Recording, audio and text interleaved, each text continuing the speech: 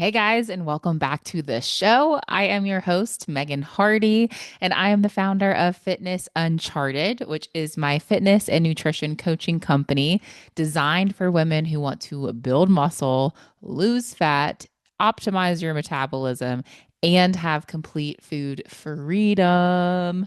And today we are talking about calorie deficits and how low should you go? How low should you go? What is that like? What is that game that you play when you like go under the bar? What is that called? Where you see how low you can go. How low can you go? What is that? Anyway, I have major mom brain right now too, you guys. I have to apologize in advance. If you haven't seen from social media, I had my baby boy Ryder. He came 14 weeks early and is in the NICU. And so he was born around 26 weeks and 2 days of gestational age, to be exact. So he's going to be in the NICU for quite some time. They say to allow for really your due date should now be like your quote unquote leave the NICU date. So that's kind of what you should expect. So if that's the case, he will probably be in the NICU for about 3 months, which is very sad, but also he's doing so well. Praise the Lord. But anyway, I am just navigating this new NICU life and also pumping around the clock still like every 3 hours as of the time of recording this. Um, and we're about like 4 weeks into this new journey of ours. By the time this episode releases, we'll be a little bit further along than that. But anyway, very sleep deprived, all the feelings, all the things, and totally having mom brain. So, anyway, that's my disclaimer for this episode for you. But we're going to jump into it and we're going to talk about calorie deficits and how low should you bring your calories when you are in a deficit. So, this actually was inspired by a comment/question that I got on a prior episode from Emma from Slovakia. So I'm going to read her comment and then we're going to talk about it. So she said, "Hi, I really like your podcast and I've listened to all of the episodes, but I have an idea for a topic for the next episode." And she put aggressive calorie deficits versus smaller caloric deficits in a diet because there are two groups of people. One who does an aggressive diet because you can't stay long in a deficit. And then the second person who does a smaller calorie deficit because of things like hormones and metabolic adaptation. Thanks, Emma from Slovakia. And I'm sharing her full name because she signed it with her name and where she's from. So anyway, Emma, we're going to address that today. And so she's basically asking, like, hey, I know there's some people who basically they need or want to do more of an aggressive calorie deficit versus others who need to do like a smaller deficit, not quite as big of one. And I'm not really sure what she means in particular by quote unquote people who can't stay long in a deficit. I did not get clarification on that. Like, I don't know if she means like they can't stay long in a deficit because they have low compliance. Like, maybe they just don't stay consistent long enough. Like, maybe they fall off the diet wagon too soon or too quickly, or if she's referring to like other health reasons or what. I'm not quite sure. But she just mentioned like someone who maybe doesn't or can't stay in a deficit as long. So they do more of a quote unquote aggressive diet. So we'll talk about both of those types of people. But before I get into the two different types, I want to talk about how you might want to navigate a calorie deficit. And I first want to preface by saying that the goal, this should be your goal when you go into a deficit, okay? The goal is to eat as much food as possible while creating a calorie deficit. This is something my clients love when we start working together because we build up their metabolism so high that when they go back into a calorie deficit, they're actually eating more food than they were before, but they're actually losing body fat and losing weight. And it's a magical, beautiful thing because they're eating more food while losing body fat and weight. And it's awesome. And that's also how you're going to do the least amount of damage to your metabolism and you're going to lose the least amount of muscle mass in a fat loss phase and all of that good stuff. So the goal, whenever you're thinking of a deficit, is like, okay, what's the minimum amount of calories that I need to cut back on to be able to see results and be effective with my cut or with my deficit. And there's a couple ways you can create a calorie deficit. One is you can lower your calories, right? That's typically what everyone thinks of is like, okay, let me just eat less. Or we can increase activity. So we can move more. One really easy way to do this is just increase your step goal. So, if you're already working out 4 or 5 times a week, you probably don't want to go adding more workouts in there. You don't need to, but maybe let's say your typical steps is somewhere like 8 to 10,000 steps. Maybe in your deficit, you try to aim for 12,000 steps while you're in that deficit. That's just an example. But you can increase your activity, you can lower calories, or you can do a combination of one and two. And that's what I recommend doing is doing both. So both increasing your activity just a bit and decreasing your calories just a bit. That's going to create more of a calorie deficit and more of a calorie gap for you to lose weight and lose body fat. By also increasing your activity just a bit, it means again that we're achieving the goal of eating as much food as possible while still creating a deficit, right? So it works really, really well together. This is where first starting from a place of a healthy metabolism is really, really so critical and important that you start from a place of a healthy metabolism before starting a diet or a calorie deficit. If you guys missed episode 54, where we talk about priming your metabolism, then definitely go back and give that one a listen. Because, for example, let's say that you're already only eating like 1,200 to 1,500 calories or less. Okay. Let's say you're somewhere in that range or you're eating even less than that. You are in really no position for a quote unquote deficit, my friend. Like, what you need to do right now is support your metabolism first and then try a deficit down the road because your 1,200 to 1,500 calories, that should really probably be a deficit for you. There are some caveats to this. If you are a very tiny, small human, very lean already, your maintenance calories might be around 15 or 1,600 calories. But for the majority, your maintenance calories are probably a lot higher than 12 to 1,500 calories. So if you're already eating that or less than that and you aren't seeing results, then you aren't probably ready for a calorie deficit or a fat loss phase. You actually need to spend more time prepping and priming your metabolism to make a future fat loss phase effective down the road. But let's just say, for example, that you've been eating at your maintenance calories for a while now. So, whatever that is, 2,000 calories, 2,800 calories, whatever, right? You've been eating at your maintenance calories for a while. You've been building muscle. You've been focusing on putting on more lean muscle mass. You feel really good. You have great energy. You have high libido. You have great sleep, great hair, skin, nails. You're getting stronger in your lifts. All great signs. These are all kind of that like biofeedback from your body that tells us, like, hey, she's firing on all cylinders. She's feeling really good. That tells us something about where her metabolism is at. And she's not having a bunch of like crazy symptoms like hair falling out or super terrible sleep or indigestion and gut issues. Like those are signs that something's off, right? So let's say you're like feeling really good. You're having all green flags, right? You, my friend, are probably ready for a calorie deficit. Yay!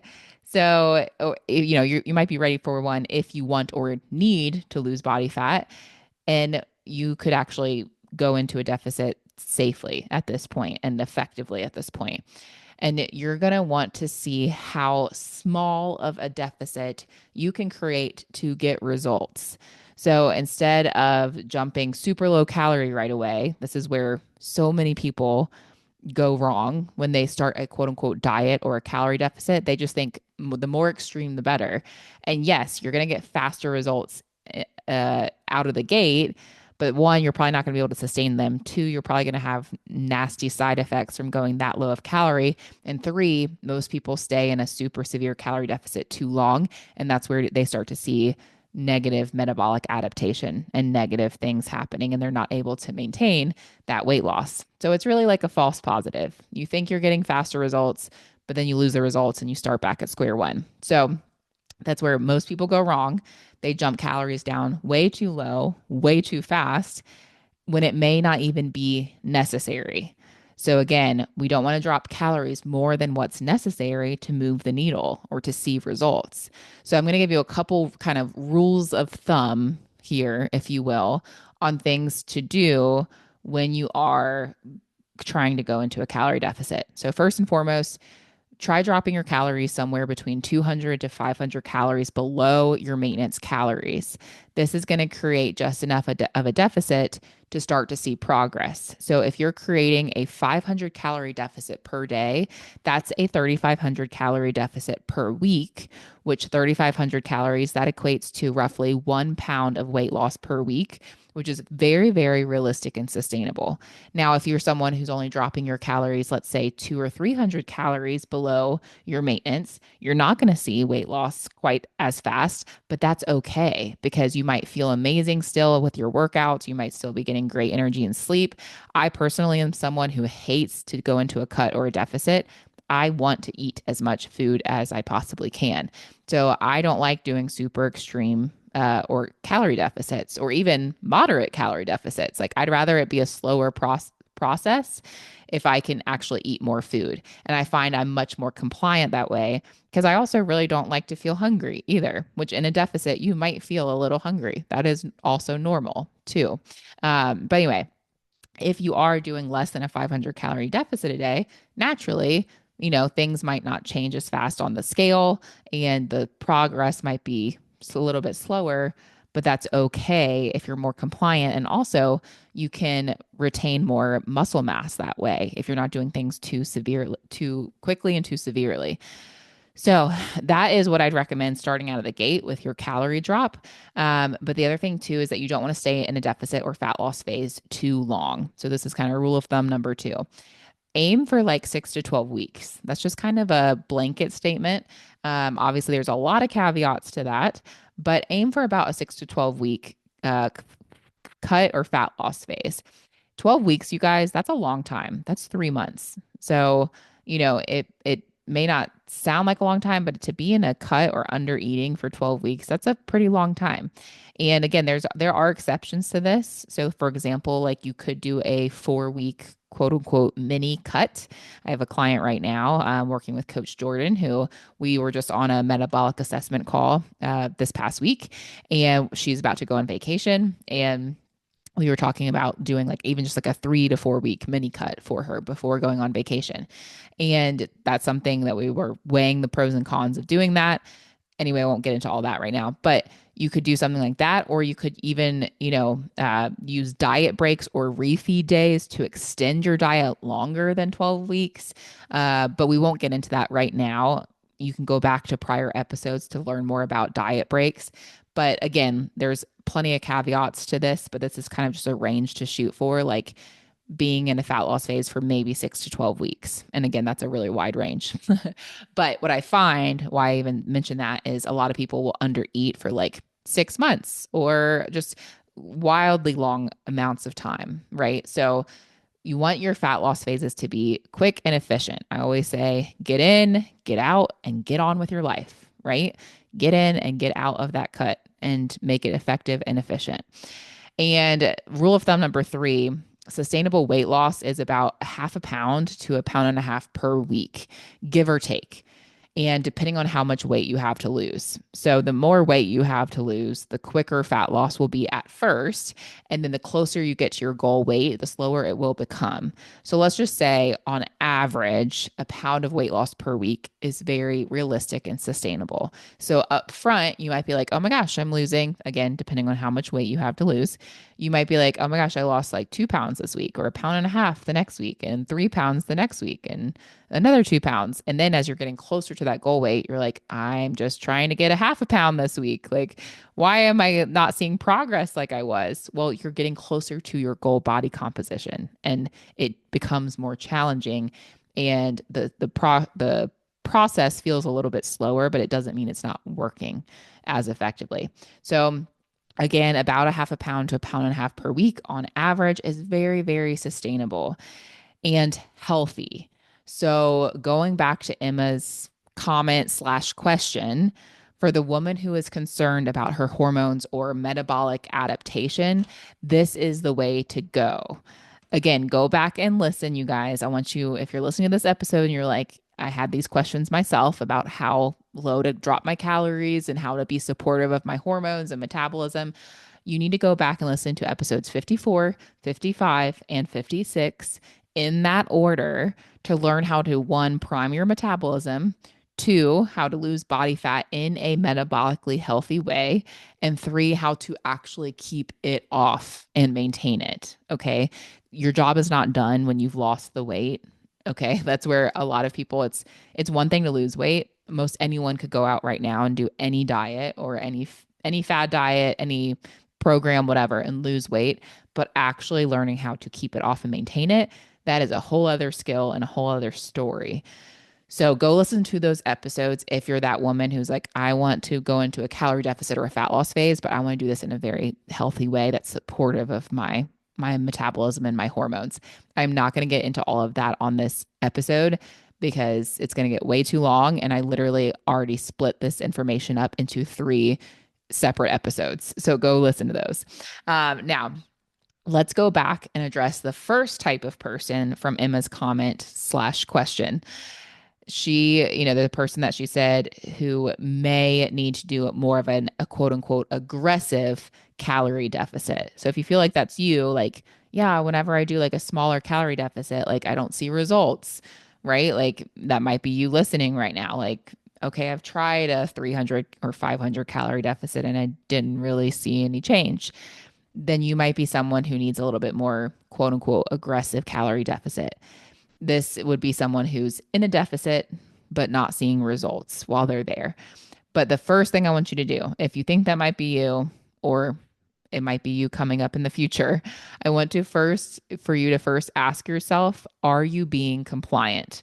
Like truly compliant 90% of the time. You don't have to be 100% perfect, even in a fat loss phase or a cut, you guys. You do not have to be 100% perfect unless you're trying to go into a bikini competition and step on the stage. You don't have to be 100% perfect. So, free yourself from that idea. But you do need to be like at least like 85, 90% compliant. Most of the time you are compliant. So have you been truly compliant? Ask yourself that. If not, then that is your answer.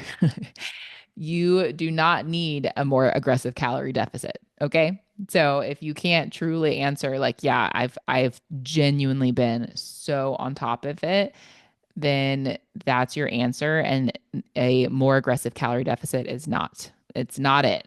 That is not it. So first ask yourself that.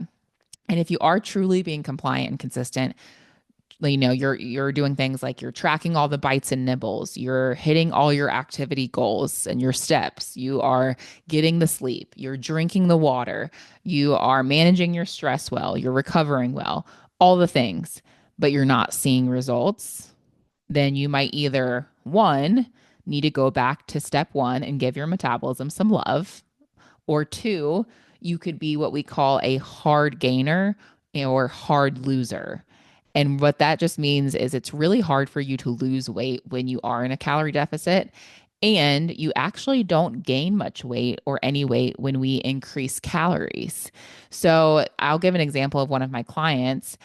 We had her in a reverse diet. She had a good ways to go to get up to her maintenance calories because she had been under eating for a while.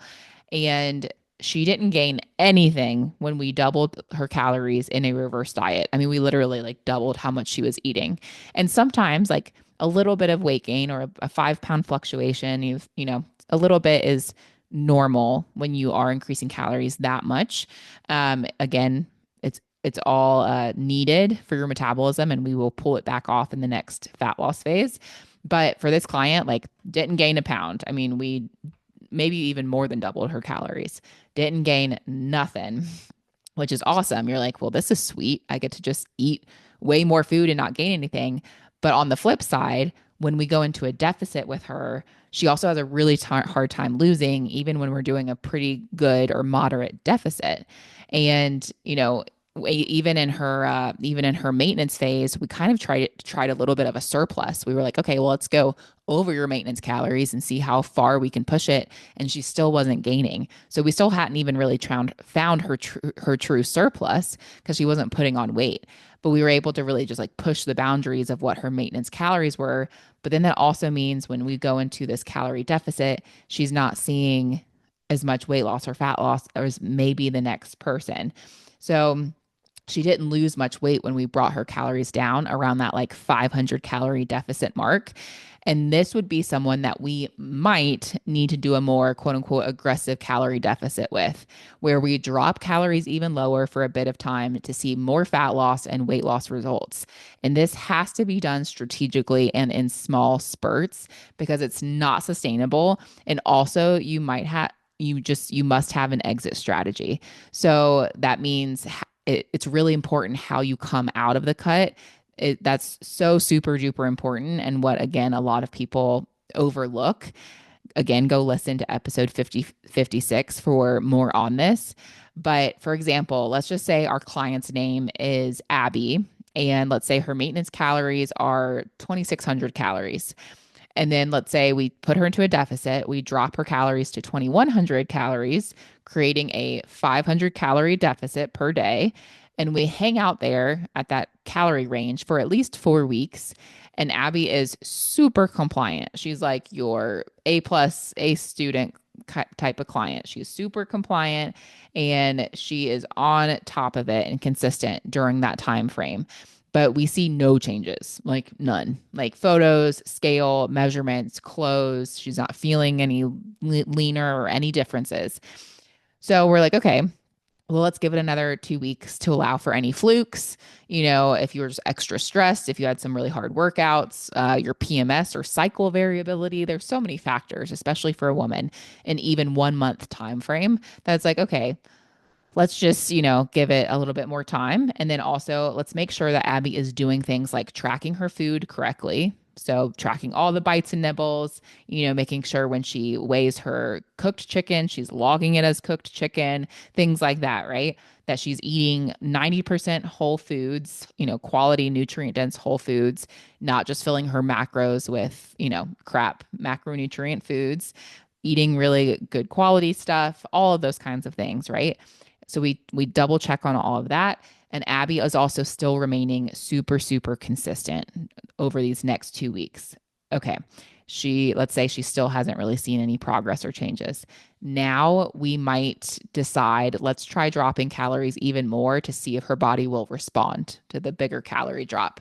So then maybe we drop another 200 calories, and now she's, let's say, at 1,900 calories, creating a 700 calorie deficit per day. We could play with this over the course of a few weeks to see how her body responds. But another rule of thumb that I'm going to give you guys is you do not want to go below your BMR or basal metabolic rate. That's what BMR stands for. That's how many calories you need just to survive.